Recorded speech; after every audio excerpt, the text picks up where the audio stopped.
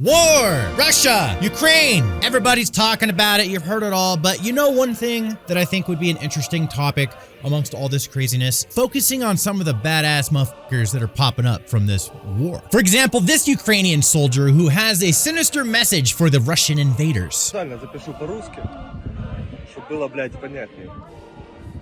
Шо, ребята, как дела? Шо, тиха украинская ночь, да, как говорил великий украинский писатель Гоголь? He's so polite, he's so nice. I wonder why he's being so nice. Why is he slowly twisting on a silencer? Just wondering. Всё ли у вас хорошо, ребятки? Нравятся ли вам наши байрактары? Как вы думаете, что это над вами сейчас летает? Как вы думаете, что это шуршит в кустах, пацаны? Какие у вас есть мысли по этому поводу? Что бы это могло быть, бля? It's you! It's you rustling in the bushes, isn't it? Ребятки, он пиздец. Вы сейчас остановились. У I нас love все this. хорошо. Мы подтягиваем резервы. У нас есть авиация. У нас есть танки. У нас есть все. Вам жопа, парни. Давайте так. Сдавайтесь нахуй в плен. Пока есть такая возможность. Многие ваши уже выбрали этот путь. Он не самый херовый на самом деле. Мы с пленными... Возможно, это ошибка, но мы к пленным относимся довольно хорошо. I bet they do. Поэтому сейчас вы стали. I don't know about you guys, but if I was the enemy and I saw that video, I would be a little bit creeped out when I'm sleeping at night. I'm gonna make sure the guy that's standing post is gonna stay awake. There's this little island here where there was 13 Ukrainian soldiers manning it, and a Russian warship showed up telling them to surrender, and they responded with, "Go f*** yourself, Russian warship. This is Russian warship. I suggest you surrender weapons and capitulate. Otherwise, I will open fire." I'm not doing the right accent. Do you copy?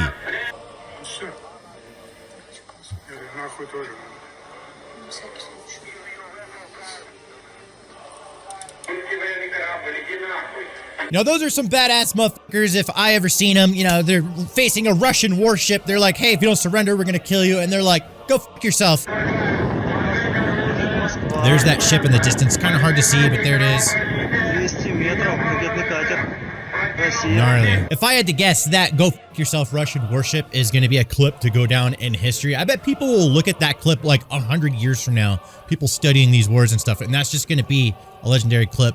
Godspeed to those men standing up for their country. Another person that's standing up for their country is the president of Ukraine, President Zelensky. There he is. I mean, there's a destroyed building right there behind him. To me, it looks like this man has not slept in 3 days. He probably needs to get some rest, but how can you when you're being invaded and you're in charge? Now, we can't talk about all these BAMFs of Ukraine without mentioning the myths and legends that are already starting to birth into the internet, as always happens with war. Well, not necessarily on the internet. This is like our first major war like this with internet. Anyways, there's a fighter pilot in Ukraine. Everyone's calling him the Ghost of Kiev. He has shot down 6 Russian fighter pilots. I don't know if that's true, but it sounds dope. There's some videos going around that's actually video game footage that people are saying it's the Ghost of Kiev and it's fooling a bunch of people. So we don't actually have like video or any kind of confirmation this person exists as of right now. It is still a myth. It is still a legend.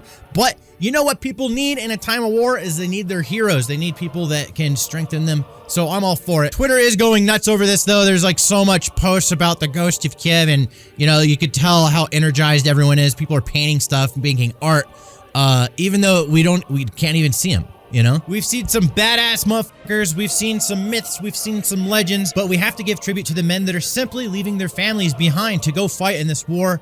Here's a heartbreaking video. I saw this and it really hit me in the feels. I know what it's like to leave home and go to war. It wasn't this emotional for me, but that was because I was in the Marines going into the Iraq war.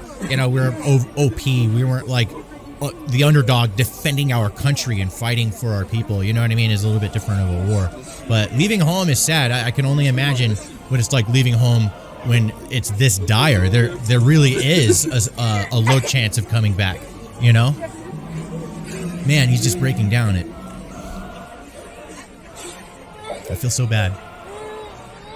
That's all I have for today. There's a lot of gnarly videos out there, you know, they're really, really nasty stuff, and I wanted to focus on heroes. Badass motherfuckers defending their country, fighting for their freedom. I gotta respect that. I really hope this doesn't turn into anything bigger, but even if it doesn't, we still gotta hope for the people of Ukraine that they can get through this without too much death and mayhem. Anyways, guys, thanks for watching. That's pretty much it. See ya.